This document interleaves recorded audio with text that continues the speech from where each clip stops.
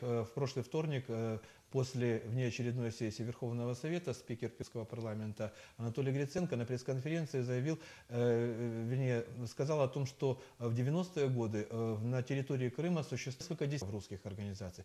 Сейчас их, наверное, стало немного меньше, и тем не менее, вот такое большое количество организаций в таком достаточно небольшом регионе, как Крым. Не слишком ли это много? И вот вы сказали оранжевые силы, но в 90-е годы не было еще оранжевых сил, а тем не менее кому-то это было, наверное, выгодно, чтобы русских так вот разбросать, разогнать по разным квартирам, чтобы они как бы немножко друг с другом спорили и не занимались другими вопросами. Есть две причины большого числа русских организаций в Крыму. Первая причина. Мы считаем, что Крым – это сердце русской цивилизации. Факторы, которые характерны для русской цивилизации в целом, они так в миниатюре представлены.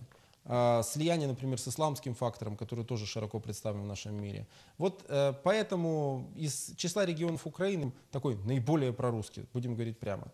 Но это даже не самый главный фактор, потому что можно было бы создать одну крупную мощную организацию и существовать в рамках ее деятельности. Самый главный фактор – это определенные амбиции лидеров. У нас, я не соглашусь полностью со спикером, действительно организаций много, но их много на бумаге. А фактическую деятельность осуществляют буквально несколько организаций, которые могут сказать, что у них есть люди в регионах, что у них есть, в конце концов, правление, а не организации существуют на уровне одного человека, который выходит и говорит, мы организация такая. Очень много. А деятельных, активных организаций, и особенно молодых, по, так сказать, намерениям своим изменить что-то в стране, их очень мало. Дело их 2-3. Все. Понятно. Вы знаете, вот, не знаю, наверное, такое сравнение, но вот мне кажется, что то, что происходило в 90-е годы, может быть, даже в какой-то мере, это напоминает те удельные русские княжества, которые во время татаро-монгольского нашествия одно за другим поломали, то есть они были разрознены, поэтому действительно это было кому-то выгодно. Сейчас есть ли почва для консолидации сил, русских сил в Крыму?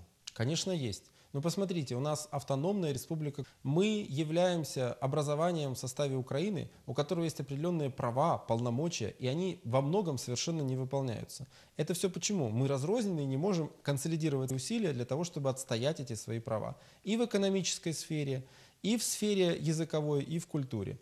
Нас топчут, пользуясь нашим таким разрывом. Поэтому, конечно, сейчас необходимо бросить все силы на то, чтобы в преддверии президентских выборов и парламентских выборов в Крыму выйти на такой формат работы, чтобы все наши избиратели, все люди просто простые в Крыму ощутили, что мы объединяемся, а не опять растаскиваем, знаете, одеяло на каждый на свою сторону. Вот мы для этого и создали в свое время, чтобы что-то изменить. Мы тогда не думали ни о каких ни выборах, ни парламентах. Вообще мы просто начали что-то делать. Но теперь мы видим, что у нас определенные силы и возможность что-то изменить, поэтому необходимо это делать и через политические инструменты.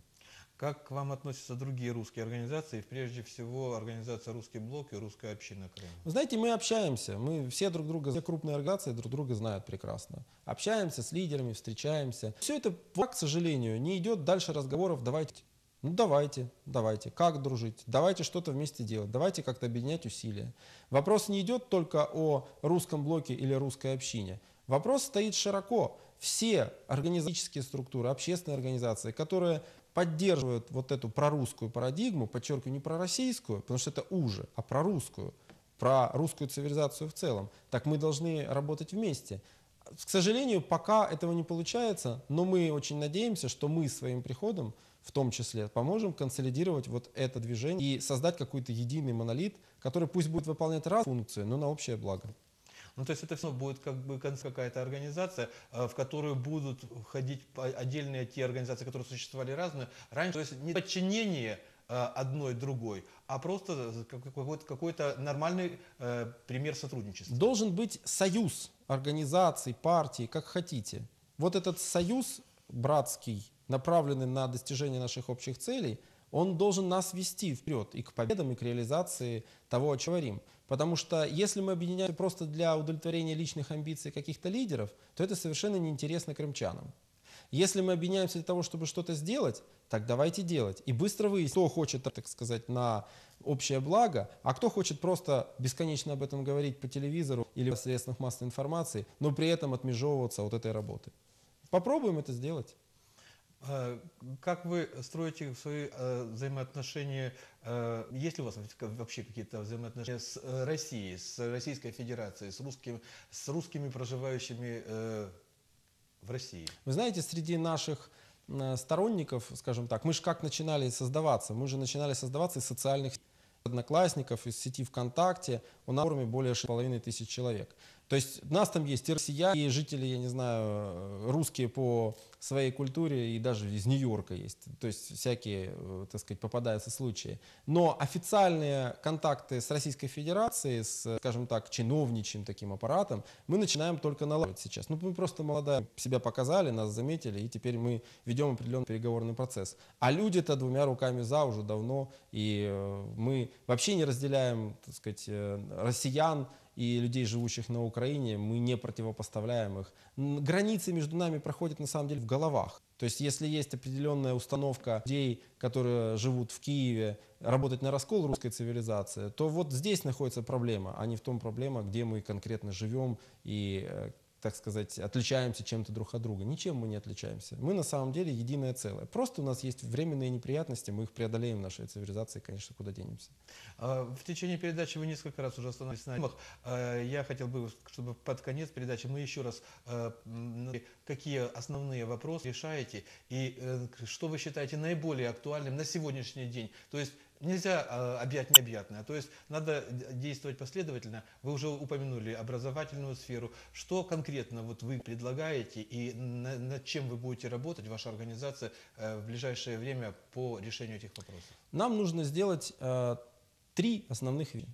Первая очень важная вещь – это защита права людей, которые пользуются русским языком в повседневном общении, в общении в делопроизводстве, в образовательной сфере, чтобы это право не было у них забрано и не насаждался украинский язык как догма, потому что это даже не вопрос, что украинский язык там чем-то плох. Да нет, вопрос не в этом.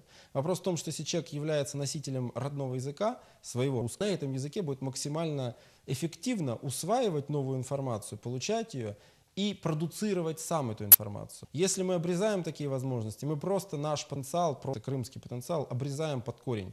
Потому что люди, которые будут говорить все-таки на другом языке, они не смогут эффективно реализовывать то, о чем они говорят. А является в образовательной сфере и просто в культурной жизни. Когда фильмы начинают переводить на украинский, это слух. Нельзя смотреть «17 мгновений весны» в переводе на украинский. Это катастрофа просто. Да, если фильм существует, снят на английском, на немецком, французском языке, тогда перевод на украинский Это логичен. естественно, да. Потому что мы не понимаем этого языка. А если мы его понимаем слово в слово даже лучше, чем перевод, так зачем его переводить? Вторая наша задача – это отстоять экономическую базу, которая есть у нас по Конституции Крыма. Потому что, понимаете, сейчас, к сожалению, наш регион почему-то оказался в заложническом состоянии. Мы, по сути дела, знаете, воспринимаемся как какой-то такой отшиб из Киева, который там имеет какое-то мнение, ну и бог с ним, будем закрывать на это глаза. И здесь у нас начинаются вопросы, связанные с недополучением какого-то финансирования, вещи, связанные с тем, что мы отдаем достаточно большое количество налогов в Киев, а не получаем ничего обратно из этого. И, наконец, третье, кроме экономической и культурной части нашего внимания, мы, собственно говоря, должны развивать Крым в социальном плане, потому что у нас здесь есть достаточное количество людей, каждый из которых должен ощутить на себе заботу. Вот эти 3 части, которые надо реализовывать. Спасибо большое. Успехов вам в реализации этих целей, потому что они благородные. Напомню нашим телезрителям, что гостем программы «Прямая связь» был Андрей Скрипцов, исполнитель общественной организации «Русский Крым». Всего вам доброго. До свидания. До свидания.